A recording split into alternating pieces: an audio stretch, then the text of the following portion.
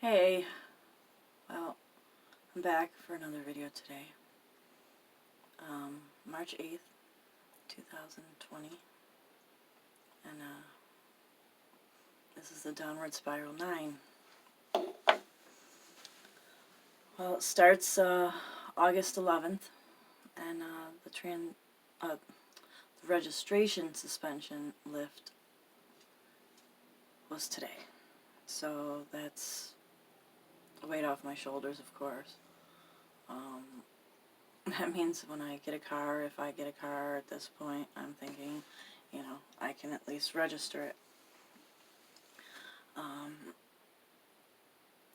2 years ago on that date, Piper passed away. I loved Piper. Piper was such a good dog. She was my buddy. For those who don't know who Piper is, Piper was Dave's dog. She was sweet, very soulful, very happy, but she had feelings. You could see the feelings she had. She was a very emotional dog. I used to hand cook her food every day. Breakfast, lunch, dinner, venison burger, venison steak, venison. It was a lot of venison. Hamburgers.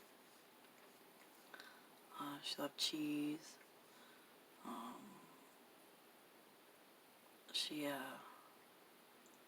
She was there for me a lot when I ended up crying because of things with me and Dave. If I'd cry, she'd just come up and she'd lay her head on me and she'd just be like pushing me over, but always being sweet and comforting me. I'll never forget the first night that Dave kicked me out of his room and locked the door. Well, he didn't kick me out. I hadn't been to the room yet, but he locked the door so I couldn't get in to sleep with him for the night, and I was fucking devastated. What do I do? We had arguments where if I went home when we argued, I was to stay there, and we were over. It was always exile. Every time, I went to my house, if we had problems, I wasn't allowed to do that. So I'm sitting there going, if I go home, I'm in trouble. What am I supposed to do? Sleep on the couch?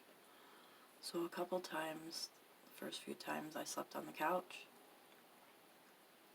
And then I realized there's a whole bedroom, the spare bedroom, nice bed, furnished, sliding glass door out to the deck, where the pool is. So I began sleeping in there, and that's how the spare bedroom got nicknamed the punishment room. Because I was being punished from his presence. I couldn't be in his room. I couldn't sleep next to him even if we were arguing. We should still be sleeping in the same bed, but I wasn't allowed in there. And in the morning it would always be his walk out and never even say good morning or see you later. Not a word, just out he'd go. So the punishment room became my second room. Heartbreaking. On the 17th,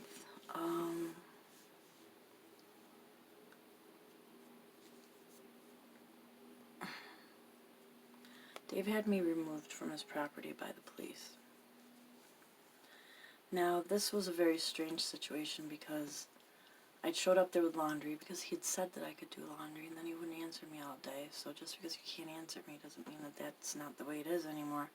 So I showed up with a couple baskets of laundry, and he got home, and probably at least 4 times he said, do you want to come in? But meanwhile, when he came home, he gave me total attitude and was so rude and so mean, and I was just like, you know what, fuck it. I'm going to get a ride home. I'm not going to do my laundry. So So he asked me 4 different times, or told me rather, come inside, bring your stuff in. And at that point I was like, no, you know what, I'm going to get a ride. Another, bring your stuff. 4 times. And I didn't go in. And then he got mad because I was going to have to get a ride from somebody away from his house, that he called the cops on me. I kick myself in the ass every day that I didn't just go in and do my laundry, but how can you invite me in 4 times, and because I didn't, you call the cops to have me removed? That's sick. That's fucked up and sick. Unbelievable. It took 2 cop cars to get all my laundry home. Yeah. That was the 17th, mind you. On the 20th,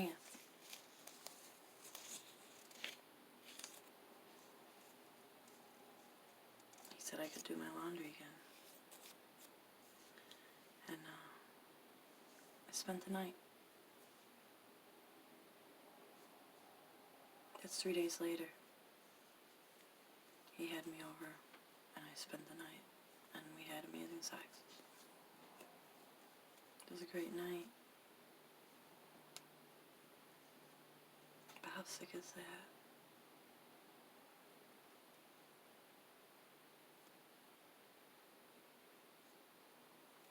The 21st, the next day, I tried to go see him.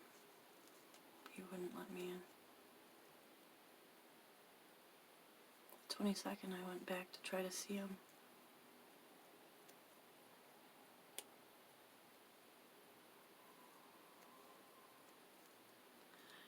He wouldn't let me in, and he would not even let me sit in his garage to wait for a ride. Because mind you, of course, I have no car, so I'm getting dropped off. We're taking cabs to his house, which is costing me a lot of money that I really didn't have.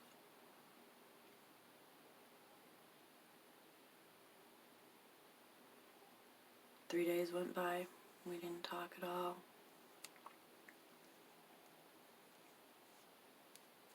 The next 2 days after that, threatened to call the cops again, and then he threatened a restraining order again.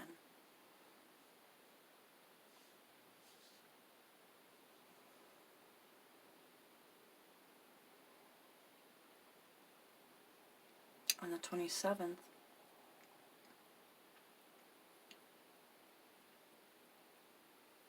hang on a sec.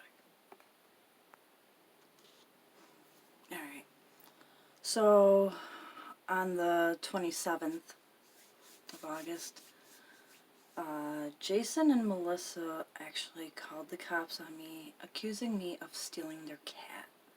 And I know I've talked about this before, so I won't get into too much detail about it, but needless to say, I lost my shit, and I had to tell the cop that back in 1999 that Jason shot and killed my cat and my dog, so I wasn't going to entertain this fucking bullshit and to get the fuck off my property. In a not so nice way. I mean, what else? I mean, what would you guys do? Like, oh, well, no, yeah. No. No, this is bullshit. The harassment, non-stop. Then this crazy, like, she stole my cat's missing. How do you think I felt when my cat and my dog were missing? And then I found them dead, shot. Go fuck yourself. Kiss my ass. So, needless to say, the next day on the 28th, I ended up calling the cop to apologize for being rude and explained my situation, and at that point he completely understood, and he apologized also, and said that this is ridiculous and he doesn't know why they're able to just get away with this, and to keep making note of it. Unbelievable. So the next few days, of course, no contact from Dave. And then on September 1st,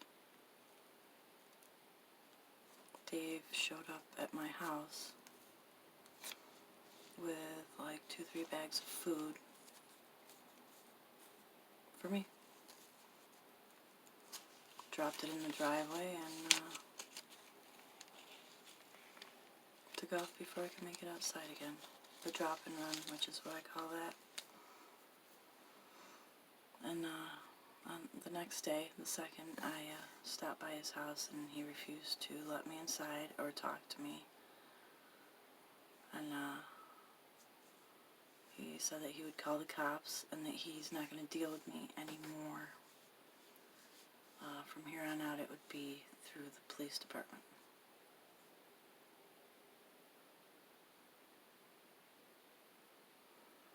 I didn't contact him at all for 24 hours, and then at that point, he wrote to me an email telling me how he wished he never met me.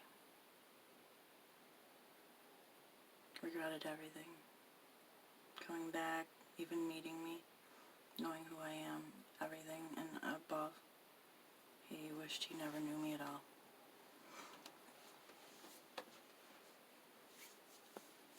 Heartbreaking.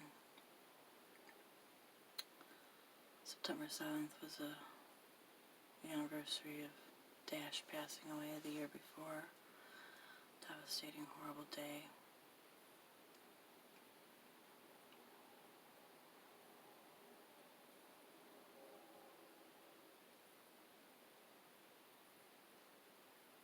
The next story is very lengthy and has a lot to it.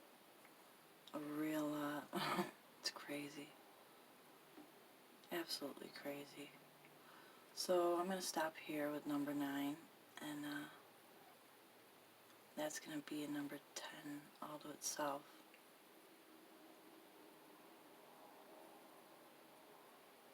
So much in between that I can't even talk about.